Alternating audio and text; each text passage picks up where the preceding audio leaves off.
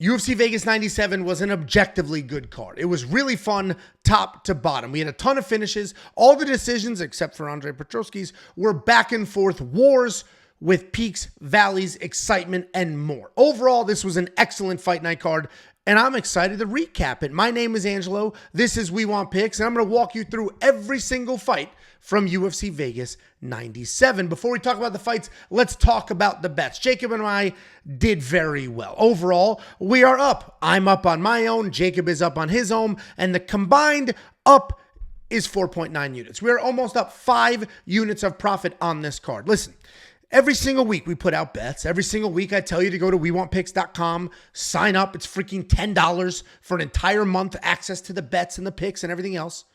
And then every week after the events, I do a recap. I'm pretty sure we're on like the 8th week in a row where I'm sitting here with winning bets. At a certain point, you just got to pull the trigger and sign up. We are almost at 4,000 premium members on our website. We are right there, and I do think we will get there for UFC 306. If you want to unlock the bets for that card, you can do so now. It's $10 for a freaking month. You're going to get UFC 306, UFC Paris, UFC 307. Here are the bets from UFC Vegas 97. After every event, I go on Twitter. I like to see, how did other people do? Turns out, everybody that's not in the We Want Picks community was an absolute bloodbath. And when I say community, I'm including people who just watch and listen and interact with us. Overall, we had a very good night. I only missed 2 bets. Unfortunately, one of them was the under on the Isaac Dulgarian line. We'll talk about that fight in a little bit. So that blew out that parlay. And then I missed the Felipe dos Santos underdog. I hit Yanal Ashmouz as an underdog. I hit Chris Padilla as an underdog. I got the Jaqueline Amorim inside the distance bet. The Sean Brady Natalia Silva parlay. Jakey Boy hit his underdog lock of the week, Chris Padilla, and he got him at plus 245. Overall, a very successful night. Almost 5 units of net profit delivered to you, to our premium members, a 36% return on your investment just for the straight up bets. That doesn't include the fantasy, the tools, the insight, and everything else. WeWantPicks.com. Click Become a Member. It's freaking $10. UFC 306 is next week. Your membership will also include UFC 307. Stop being cheap. Look at the results. They're right here, right smack in front of you. Let's go ahead and break down these fights, though. We opened up the card with an Ultimate Fighter matchup. We had Nathan Fletcher taking on Zygimantas Ramaska. This was a good back-and-forth fight, and overall, it was very exciting. Nathan Fletcher gutted this win out because it didn't look great. Big, nice takedown. Then he was reversed. Then he somehow got on top, and then he was reversed again. And overall, this was a back-and-forth fight. There was a lot of success on the Ramaska side. At one point, it looked like he had an inverted triangle. Like, there was all sorts of exciting exchanges here, lots of danger on both sides, and ultimately, Nathan Fletcher got it done with a head and arm choke or an arm triangle, because Zygimantas got exhausted. Literally got exhausted. Just couldn't handle the pressure, the activity, couldn't handle that pace that was set, and ended up getting extremely tired and submitted. But Zygimantas is ridiculously tough. He's an exciting guy. I do look forward to his next fight. And Nathan Fletcher, similar story. Nice big takedowns, good control. And when it was reversed and he was getting beat on, he toughed it out. He worked his way through. He got to the second round. This was a great back and forth fight. Both of these guys proved that they earned this fight, and it wasn't just a gimme from the Ultimate Fighter for plotline. So overall, very exciting fight. We started the night off great, and we're like, here we go. This is going to be a great fight night. And then we hit the most boring fight on the card. Luckily, we had 12 fights. 11 of them were exciting. One of them sucked, and that was this one. And I'm fine with it. Andrade Petroski was the first leg of the safety parlay, and he won. Very clearly won this fight. Very one-sided fight. But I will say, this is why. Andrade Petroski is the reason why the UFC hates wrestlers. That fight sucked. And I'm pausing so you can think about it and process that information. The fight sucked. And what was interesting is we had Dylan Budka. And the announcers said no fewer than 20 times Dylan Budka had Olympic hopes. And then COVID shut the world down, so he didn't join the Olympic team. They made it sound like the only reason Olympic Budka wasn't an Olympic wrestler is because of COVID. That's literally how they were framing all of that up, only to watch him get taken down by Andrade Petroski with ease. And then once they were on the ground, Andre did less than nothing, I'm 99%. At one point, I think he closed his eyes and took a nap on top. Dylan Budka is useless on bottom. Literally has nothing to offer on bottom, and he can't defend the takedowns. Does that look like an Olympic hopeful? That was just such a weird narrative they were pushing, and I took that note. When they mentioned that, I was like, let me take that from my notes. Like, holy shit. I got a little nervous. I was like, Dylan Budka was going to be an Olympian? Oh, my God. And then the first takedown, Andre Petroski shoots, gets it. Second takedown, he shoots, gets it. Like, Andre Petroski had 3 takedowns, 1 in each round, got the takedowns. Dylan Budka, absolutely useless. So, yes, dominant performance by Andre Petroski, and I'm fine with it. I won everything with Andre Petroski, right? Any leg that he was in a parlay, it hit. The fantasy, his strike line was 56 or 46. The guy landed like 19 significant strikes. It wasn't even close, and I had the under there. So, overall, Andre Petroski won me any money I expended and lost me 15 minutes of my life because that fight was terrible. Andre Petroski will lose his job if he doesn't get more exciting. That's the unfortunate reality of the current state of the UFC. You suck, you're boring, you're gone. And that's not the same thing. It's not you suck and you boring, because Andre Petroski doesn't suck, but he is boring. So all it takes is 1 or 2 losses. And we don't need to re-sign this guy. He wants too much money. But he did get the job done. The wrestling looked very good. The top control looked phenomenal. Ultimately, he did look good. I will say, it's a nail biter. Anytime he's striking, it is a nail biter. You know you can't trust his chin. Dylan Budka is bombing away, and you just don't know what to expect. Then we had 3-1 favorite, Jaqueline Amorim, looking like a 9-1 favorite. Ultimately, this was a very straightforward fight, and we said it all week. If Jaqueline Amorim ends up on the ground, she finishes this fight. The question was always, what about Jaqueline's cardio? Is she going to have cardio? What happens if the fight goes late? And it doesn't matter because we didn't find out. Jaqueline Amorim has a 100% finish rate, and that extended in this fight. It was not without controversy, though. Vanessa Demopoulos accused Jaqueline Amorim of putting her fingers inside of the glove to hold on to her hand while setting up this armbar. Couple of things. One, she did grab the glove. Her fingers were inside the glove. It was pretty obvious. It was very clear. It was weird that the announcers were avoiding that entirely.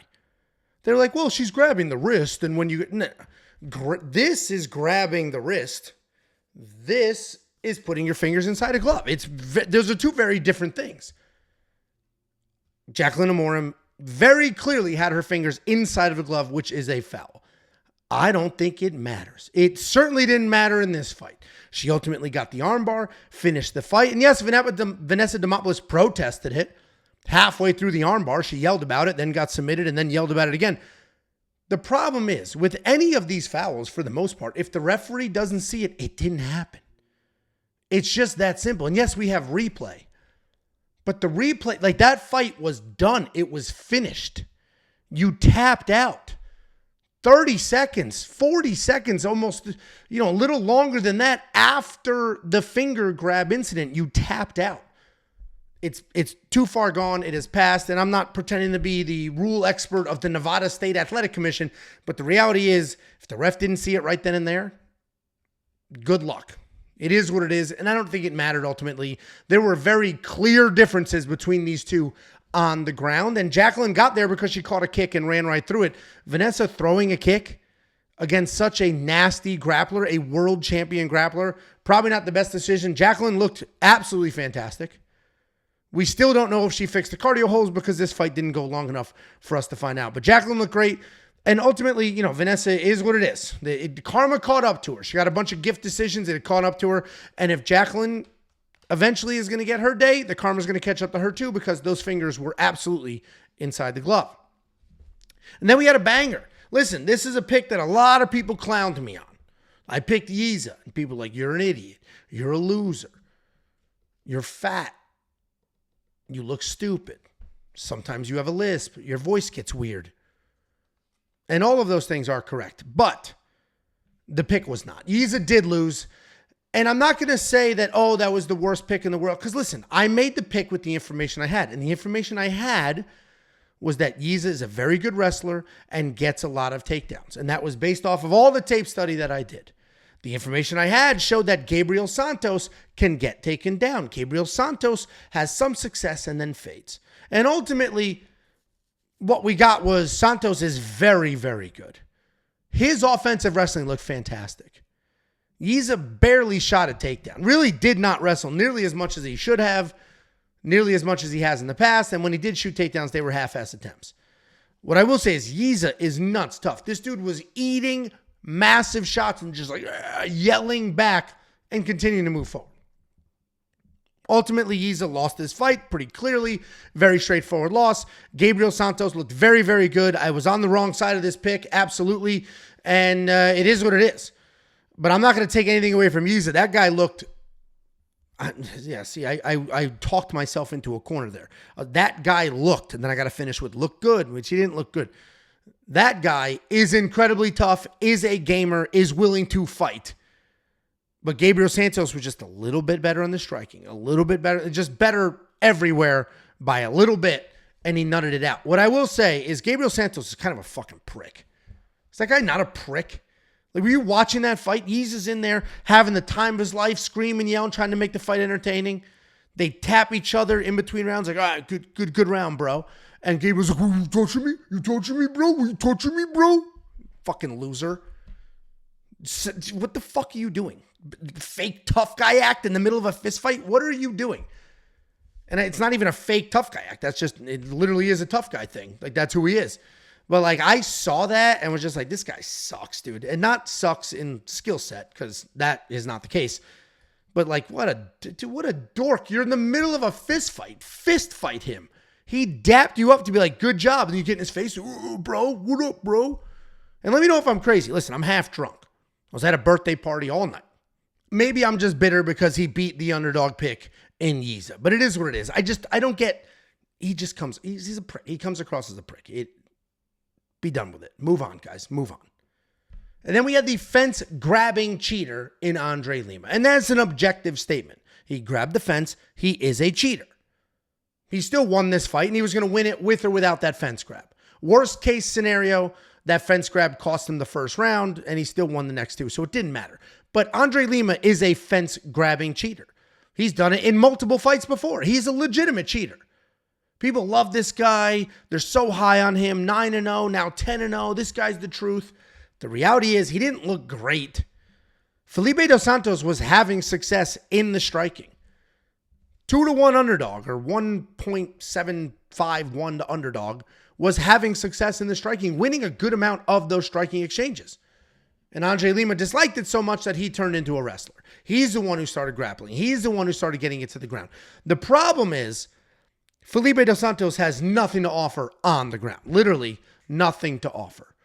When they were on the ground, Felipe dos Santos couldn't get up, couldn't fake his submission, couldn't create a scramble. He was just on the ground getting eaten up, essentially. But on the feet, Felipe dos Santos is a shooter box fighter through and through. Andrade Lima, we got to give him credit. He walked through the fire, got in his face, and made an adjustment halfway through the fight. He looked pretty good doing it, but he is a fence-grabbing cheater. And I keep saying that because if you didn't watch the fight in the first round, Andrade Lima has a nice takedown. Body full wrapped up. Like, great situation for a takedown. And Andrade Lima, the clearest fence grab I've ever seen in my entire... It's not hidden, not in front of him. Clearest fence grab. Reach out to the side. Full-blown fence grab prevented it. And again, didn't matter ultimately because round 2 and 3, he won anyway. But damn, man, fence-grabbing cheater. Karma will catch up to him. I don't know when, but it will. Then we had the insanely dominant, but somehow not dominant enough performance from Isaac Dulgarian. And where I'm going with this is, on one hand, you could say, dude, what else did you want from the guy? In the first round, he gets a monster takedown in 30 seconds, is in full mount for the rest of the round, raining down blows. The difference is between him and some other people that are a little more polished. Let's not forget, Isaac Dulgarian only has 8 professional fights. He is still very young in his career, so he's not fully there yet. He is a monster today. I can't imagine what he's going to be in 2-3 years. But this guy had full mount, attempted submissions and couldn't get them. He had full mount, was raining down elbows, but couldn't quite get them through, couldn't quite get the punches through. And then we had Brendon Marotte just turning, almost effortlessly turning, covering, turning, covering, turning, covering. The whole first round was, yes, Isaac landing some strikes and Brendon turning, covering, never in any real danger. At one point, there was a head and arm choke. Some people speculate that he may have tapped. He may not have. But it was dominant, and there was a ton of control, but it wasn't a filthy bloodbath from top. Second round, Isaac Dulgarian comes out, gets another monster, picks him clean up. Beautiful takedown. That's what this picture is. A beautiful takedown in the second round. And it's a little bit more of the same, except this time Isaac's bleeding, bloody. The elbows from bottom cut him open. Ultimately, Isaac gets the submission. A little too late. I lost my under 1.5 rounds. So it's a little too late. But ultimately, he did get the submission. I wish it was a little sooner. But the only criticism here is just that he's a little green. He's still a little young. 8 professional fights. He is a monster today. He needs to clean some things up, button some things up. You can't dominate somebody like that and not finish him when you have the position. When Brendon had that phenomenal defense and was covering and turning, no problem. I get it. But when you had that head and arm choke and you couldn't finish it and you come back up the Phil Mount, you can't finish there. Some buttoning up needs to happen. I was certainly frustrated with the under 1.5. But Isaac Dulgarian looked great. Good bounce back win. But let's not forget, he was literally the biggest favorite in the history of the UFC. Think about every single dominant UFC fighter that has ever walked into an octagon. Isaac Dulgarian was a bigger favorite than that person. And the funniest part about that is Isaac Dulgarian, it's an objective fact. Biggest favorite in the history of UFC. Jacob tweeted that. And people on Twitter are just like, that's wrong. You're just regurgitating incorrect information. Dude, people are so brutal, dude. It's not wrong. It's an objective fact. Why are you arguing with people that wrong? He was the biggest favorite in the history of the UFC. It's kind of crazy that a dude with 8 professional fights and no real background, like it's not like a Bo Nickel, Division I national champion, Division I Olympian. The dude is a minus 3,000 because he got screwed in his last fight and he was fighting somebody that got finished in a minute in the fight before that. But either way, Isaac Dulgarian is very good, looked phenomenal today, and I'm excited to see what he looks like going forward as he cleans things up and as he gets better. And thank God for the referee in this fight. This is Rongzhu. This is Rongzhu's eye. This fight was Rongzhu versus Chris Padilla. And Chris Padilla was Jacob's underdog lock of the week. I also picked Chris Padilla and bet on Chris Padilla. But it wasn't looking great. He had some success, right? It was a good back and forth fight. But Rongzhu was landing big, throwing heat, connecting. And it just didn't feel perfect, right? It felt like, oh man, Chris is going to get cracked. Ooh, I didn't like that exchange. Rongzhu was landing low kicks that literally dropped Chris Padilla. The calf kicks were so brutal, Chris Padilla was falling clean to the ground, then standing back up. And then ultimately, we had a beautiful exchange in the second round where Chris Padilla pushed off, boom, landed the elbow to the point where he called it at the weigh-in. At the weigh-in, he's pointing at his elbow. Pushes off, boom, lands the elbow, hits Rongzhu in the eye. That thing swells instantly. The reason this caption says, thank God for the ref, is because in that moment, when Rongzhu was blasted in the eye, he went like this. He started going like this, pointing to his eye like, stop, stop, stop, as if he got poked in the eye. And the referee was like, no, you didn't. Keep fighting. But a lesser referee, a referee who is not as familiar, or a referee who is not as in control of a fight, maybe a little insecure, would have stopped and be like, oh, did you get poked in the eye? And we actually saw in a few fights before this, we saw Andrade Lima call a timeout. He called his own timeout, and the referee let him do it. And he just had to blow his nose. So thankfully, in this situation, when Rongzhu tried to stop the action, tried to call his own timeout for some bizarre reason, the referee was like, no, keep fighting. And ultimately, the fight ended up getting stopped because he couldn't open this eye or see out of it. And that's just not a safe situation. But thank God for the referee for not making that a weird situation. The eyes swelled up. It is what it is. It was probably going to get stopped anyway, but you understand the point I'm making. If you go back and watch the Andrade Lima fight, Andrade Lima literally called his own timeout for no reason whatsoever and got it. And got it. They gave it to him, which is insane. Then we had Yanal Ashmouz taking on Trevor Peek. I said I railroaded Trevor Peek every minute of every breakdown I did this week. I said the exact same things every time. Trevor Peek sucks. He's got no skills whatsoever, but he is insanely tough. And that's what we saw here. We saw an insanely tough guy who's not afraid of anything, but just doesn't have the skills to compete. Yanal Ashmouz was just better than Trevor Peek everywhere. He beat him in every scramble. He beat him to almost every strike. He was just better in the fight. He's a better fighter. This is a job. One of these gentlemen was better at his job than the other one. And Trevor Peek has gotten this far. He's gotten into the UFC with a couple of things. He's had some intangibles. He's not afraid of anything. He hits insanely hard. He's very durable. And that has been enough to win fights and earn himself a slot on the UFC roster. But the reality is he's not actually good at his job. He doesn't have the fight skills. He doesn't have good grappling skills. He doesn't have good takedown defense. He doesn't have good technical striking. Yanal Ashmouz was able to just beat him to the punch, literally, and beat him in the scrambles and win a pretty straightforward, clear fight. Dominated the grappling, won some of the striking exchanges. I will say the fight started early and Yanal Ashmouz's hands were pretty low. And I was like, oh my God, what are you doing? I bet on you as an underdog. Why are your hands at your hips against the guy who was just never going to stop moving forward and bombing away? Ultimately, didn't matter. Yanal got the win and just sort of showed that, yes, toughness, tenacity, all that stuff is very important, but ultimately skills matter. And the more skilled fighter won this fight. It was a pretty obvious spot all week long. I'm glad I was able to bet on him as an underdog. Then we had short notice Cody Durden showing the world that he can grapple, but we knew he can grapple. The question was always his chin, and it didn't look great. Listen, Cody Durden got the win, got the finish. You can see the choke here. And it really was because Matt Schnell shot a takedown. Matt Schnell shot a takedown. Cody Durden stuffed it, sucked up the power guillotine, worked from there, and ultimately finished this fight. And good for Cody Durden. But I will say, if you watch this fight on mute and you were just looking at the fight, casually watching, it didn't seem like it was going as well for Cody Durden as he thought it was going to go. He seemed to be getting touched in some of those exchanges. He seemed to be getting hit quite hard. And we know his chin isn't phenomenal. Matt Schnell looked decent. Cody Durden also looked pretty good. He's willing to bang on the feet.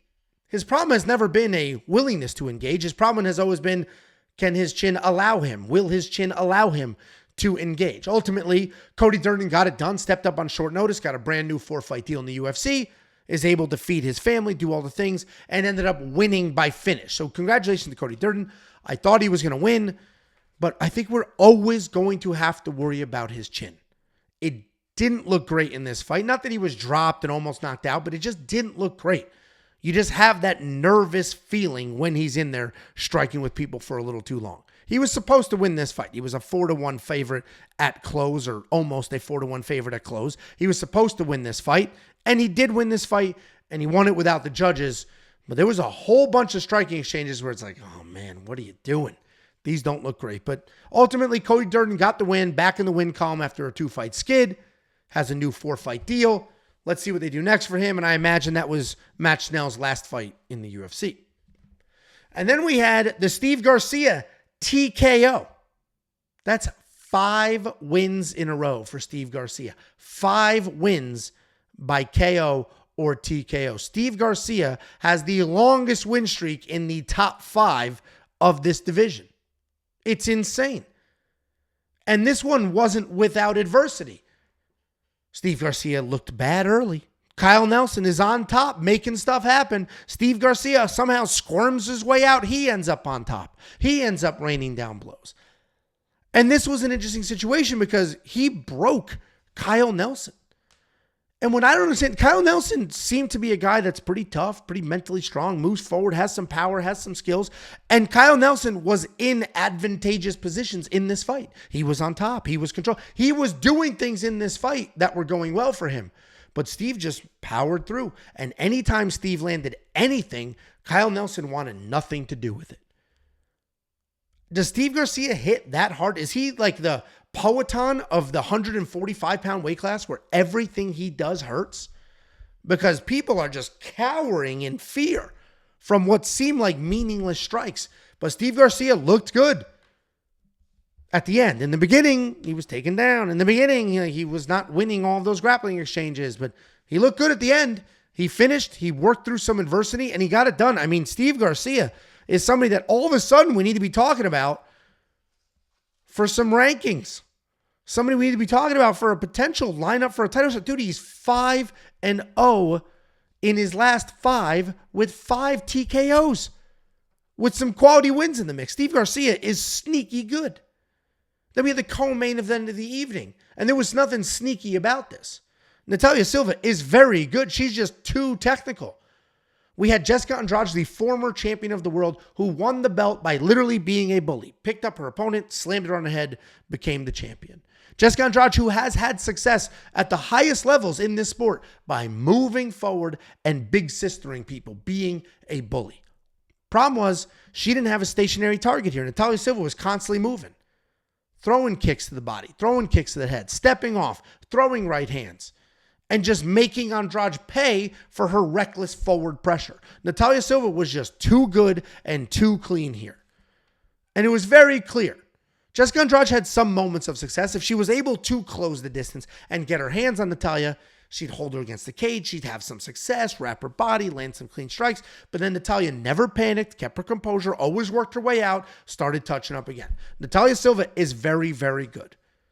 2 things were impressive here. Her composure, because again, there were times where there was a little bit of adversity for her. And the second thing was just her general octagon awareness. She knew when she was against the cage. She knew when she should be circling instead of backing up. She knew when she should be moving forward and striking instead of like, she had a phenomenal performance. Natalia Silva looked absolutely excellent against a perennial contender, against one of the best women on planet Earth, against a woman ranked in 2 different divisions. Natalia Silva looked absolutely unbelievable in this fight. And again, we have a situation where I don't know how many more wins until we're talking about a title shot. And then we had the main event of the evening, and ultimately this came down to age. Gilbert Burns showed us all how tough he is. He showed us all how much of a gamer he is. He will move forward. He will try to win fights. He's not going to quit. He's not a quitter. But he's a little older. He's a little slower. He's a step behind. Cardio started to fade a little bit. Sean Brady looked good. When he was striking, the striking looked pretty clean. When he was grappling, the grappling looked clean. It did feel like whoever was initiating the exchanges was having the success, meaning when Gilbert shot the takedowns, he had some success. When Sean Brady shot the takedowns, he had some success. And ultimately, Sean Brady was just a little faster, a little cleaner, and just younger. A little more pressure, a little more activity, a little fresher, beating Gilbert to the exchanges. Even when Gilbert got a takedown, Sean Brady, boom, working for a switch, boom, trying to get here, creating a scramble, moving. Gilbert never had the chance to settle. When you're 38 years old and you've been through those wars, it almost doesn't matter how hard you train. Eventually, the younger guy's just going to be a little faster, a little cleaner. He's going to beat you to the punch. Sean Brady looked good, very good, because people wanted to clown him and make fun of him for the loss to Belal. Belal's the current world champion. Belal also beat Gilbert Burns. So Sean Brady looked pretty good. Wrestling looked good. Striking looked good. All the things looked good. Guys, that's the recap. Ultimately, an exciting night of fights, and we have an even more exciting night next week for UFC 306, or the Noche UFC fight card. If you watched the beginning of this video, you saw that Jacob and I crushed our bets. Overall, we put up almost 5 units of net profit, a 30-something% ROI. And we had a very successful night betting, and that's not unique. Week in and week out, I'm sharing the bets, recapping how things went, and week in and week out, they went very well. If you do want to unlock the bets, the picks, the tools, and everything else for UFC 306, you can do so now. It's freaking $10 a month. Not only will you unlock UFC 306, you'll unlock UFC Paris and UFC 307. But it's not just bets. It's not just copy-paste bets. If you're here for some bets, we got them, and they're doing well. If you want to do your own research, Well, we've got the tools for you. The data analyzer is one of those tools. It's going to give you the insight, the information, the tools. You can create charts and graphs. It has a full tape study. You click on one of the dots on that chart and that fight pops up. You can watch that fight. Another tool is the Prop Hunter, a curated set of data specifically designed to help you find prop bets. We have the line movement tracker. This is going to give you the opening odds, the current odds of win probability, and the line movement for every fighter on every card. We also have the DraftKings optimizer that is building lineups for you. A couple clicks of the button and it will spit out up to 150 lineups. And then we have far more than me. We got the artificial intelligence. We have Artem. We have a whole crew of people giving you picks, bets, insight, and more, all for $10 a month. WeWantPicks.com. Click Become a Member at the top.